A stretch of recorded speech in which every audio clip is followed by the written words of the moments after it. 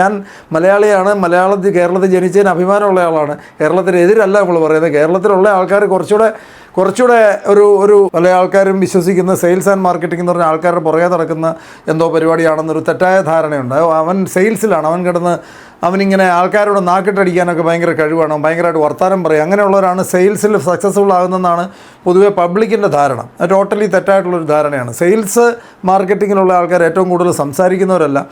ഏറ്റവും കൂടുതൽ സംസാരിക്കുന്നവർ ഏറ്റവും നല്ല സെയിൽസ് പേഴ്സൺ ആവത്തില്ല, പലപ്പോഴും നേരെ തിരിച്ചാണ്. സെയിൽസ് ആണ് എന്നുള്ളത് തന്നെ നമ്മൾ ഏറ്റവും കൂടുതൽ നമുക്ക് അഭിമാനം ആദ്യം ഉണ്ടാവണം. നമ്മൾ ഏത് തൊഴിൽ ചെയ്താലും ആ തൊഴിൽ നമ്മൾ വിജയിക്കണമെങ്കിൽ ആദ്യം വേണ്ടത് എന്താണ്? നമ്മൾ ചെയ്യുന്ന ഒരു തൊഴിലിൽ അഭിമാനം ഉണ്ടാവണം. എങ്കിൽ മാത്രമേ നമ്മൾ ഒരു ലെവലിൻ്റെ മുകളിലേക്ക് വളരുകയുള്ളൂ. അല്ല, നമ്മൾ ചെയ്യുന്ന തൊഴിലിന് നമുക്ക് അഭിമാനം ഇല്ലെങ്കിൽ ഞാൻ ഇങ്ങനെ സൈഡിൽ കൂടെ ഇങ്ങനെ ഒരു പരിപാടി ചെയ്യുന്നുണ്ടെന്ന് പറയുന്ന ലെവലിലാണ് നിൽക്കുന്നതെങ്കിൽ ഒരിക്കലും നമ്മൾ അതിനകത്ത് സക്സസ്ഫുൾ ആകാൻ പോകുന്നില്ല.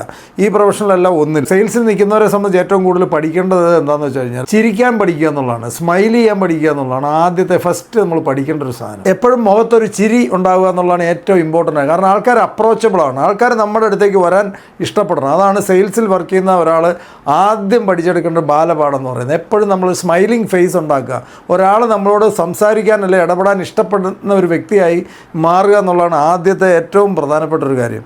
മാത്രമല്ല, എപ്പോഴും മനസ്സിലാക്കിയിരിക്കേണ്ടത് നമ്മൾ മലയാളികൾ ഒരു പക്ഷേ ഏറ്റവും ബുദ്ധിമുട്ടുള്ളൊരു പരിപാടിയായിരിക്കും മലയാളിയെ സംബന്ധിച്ച് ചിരിക്കുക എന്ന് പറയുന്നത്. നമ്മൾ കണ്ടിട്ടില്ലേ, സാധാരണ ട്രെയിനിലും ബസ്സിലും ഒക്കെ യാത്ര ചെയ്യുമ്പോഴത്തേന് നമ്മുടെ തൊട്ടടുത്ത ഒരാളിരിപ്പുണ്ടായിരിക്കും. നമ്മൾ എറണാകുളത്ത് നിന്ന് തിരുവനന്തപുരത്തേക്ക് പോകാം, പുറത്തേക്ക് നോക്കിയിരിക്കുന്ന കാണാൻ പറ്റും കാഴ്ചകൾ. ഇപ്പം മൊബൈൽ വന്നുകൊണ്ട് നല്ല സൗകര്യമായി ഇതിനകത്തേക്ക് നോക്കിയിരിക്കുക. അല്ലെങ്കിൽ നമ്മൾ ഇങ്ങനെ ഇരുന്ന് അവസാനം പെടൽ വേദനയ്ക്ക് തിരുവനന്തപുരത്ത് ഇറങ്ങി കഴിയുമ്പോൾ അടുത്ത വൈദ്യശാലയിൽ നിന്ന് കുഴമ്പ് മേടിച്ച് തേച്ചിട്ടാണ് പോകുന്നത്. എന്നാലും വേണ്ടില്ല, ഇങ്ങനെ നോക്കുള്ളൂ. ഇവിടെ ഇരിക്കുന്നവൻ ആരാണെന്ന് പോലും നമ്മൾ ഒന്ന് അന്വേഷിക്കത്ത് പോലുമല്ലോ. ചിരിച്ചു പോയാൽ എന്തോ ഒരു വിലപ്പെട്ട സാധനം നഷ്ടപ്പെട്ട രീതിയിൽ ജീവിക്കുന്ന ഒരു കമ്മ്യൂണിറ്റി. ഒരു പക്ഷേ എനിക്കൊന്ന് 2 വർഷം മുമ്പ് ഞാനും വൈഫൂടെ തൃപ്പൂണിത്തുറ ഒരു ഉടുപ്പി ഹോട്ടലിൽ ഒരു ഫുഡ് കഴിക്കാനായിട്ട്, മസാല ദോശ കഴിക്കാനായിട്ട് കയറി. വളരെ ചെറിയൊരു ഹോട്ടലാണ്. അവിടെ കയറി ഇങ്ങനെ ഒതുങ്ങിയിരുന്ന് കഴിക്കുമ്പോൾ അതിൻ്റെ ഓപ്പോസിറ്റ് ഇരുന്നൊരു ഫാമിലി, അവർ നോർത്ത് ഇന്ത്യനാണ്, ആഗ്രഹ എന്നുള്ളവരായിരുന്നു. അപ്പോൾ ജസ്റ്റ് ഞങ്ങൾ ചിരിച്ചു, പരിചയപ്പെട്ടു.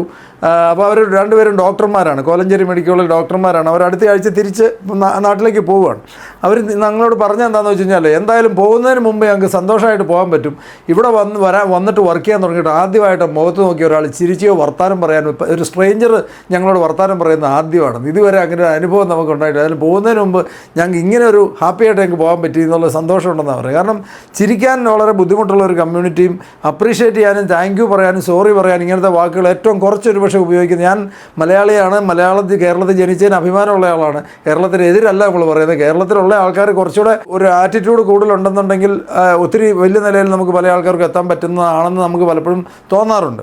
ഏറ്റവും ഇമ്പോർട്ടൻ്റ് ആയിട്ടുള്ളത്, നിങ്ങളെപ്പോഴും നോർത്ത് ഇന്ത്യയിലൊക്കെ ഉള്ള ആൾക്കാരുടെ ഏത് ഷോപ്പിൽ ചെന്ന് കഴിഞ്ഞാൽ ഒരു മുട്ടുസൂചി വാങ്ങാൻ ചെന്നിട്ടുണ്ടെങ്കിൽ ആ കടക്കാരൻ നമ്മളോട് ബിഹേവ് ചെയ്യുന്നത് ശരിക്കും പെട്ടെന്ന് പ്രത്യക്ഷത്തിൽ നമുക്ക് കാണാൻ പറ്റും.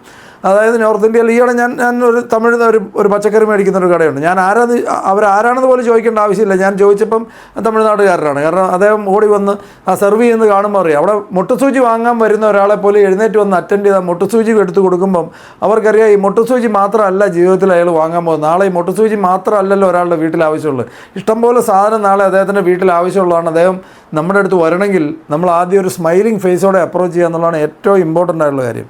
അപ്പം നമ്മൾ മാത്രമല്ല, ഏറ്റവും വലിയ പ്രത്യേകത എന്താണെന്ന് വെച്ച് കഴിഞ്ഞാൽ, നമ്മൾ അനാവശ്യമായിട്ട് നമ്മുടെ മസിൽസിന് പണി കൊടുക്കാതിരിക്കുക. അതായത് ചിരിക്കാൻ 7 മസിലും മതി. ചിലപ്പോൾ നിങ്ങൾ കേട്ടിട്ടുണ്ടായിരിക്കും, 7 മസിൽ മതി ആ കൂടി ചിരിക്കാൻ. നമ്മൾ മുഖം ഗൗരവമായിട്ട് പിടിക്കാൻ 28 മസിൽ ഒന്നിച്ച് പ്രവർത്തിക്കണം. അപ്പോൾ 28 മസിലിനെ കൊണ്ട് പ്രവർത്തിപ്പിച്ച് നമ്മൾ വെറുതെ ടെൻഷൻ അടിക്കാനും മറ്റുള്ളവരെ കാണുന്നവർക്കും ടെൻഷൻ കൊടുക്കാതെ 7 മസിൽ മാത്രം ഉപയോഗിക്കുക. ബാക്കി 21 മസിലിന് റെസ്റ്റ് എടുക്കട്ടെ. അപ്പോൾ അത് ചിരിക്കാൻ പഠിക്കുക എന്നുള്ളതാണ് സെയിൽസിൽ നിൽക്കുന്ന ഒരാൾ ആദ്യം നമ്മൾ പഠിച്ചെടുക്കേണ്ട ഒരു കാര്യം.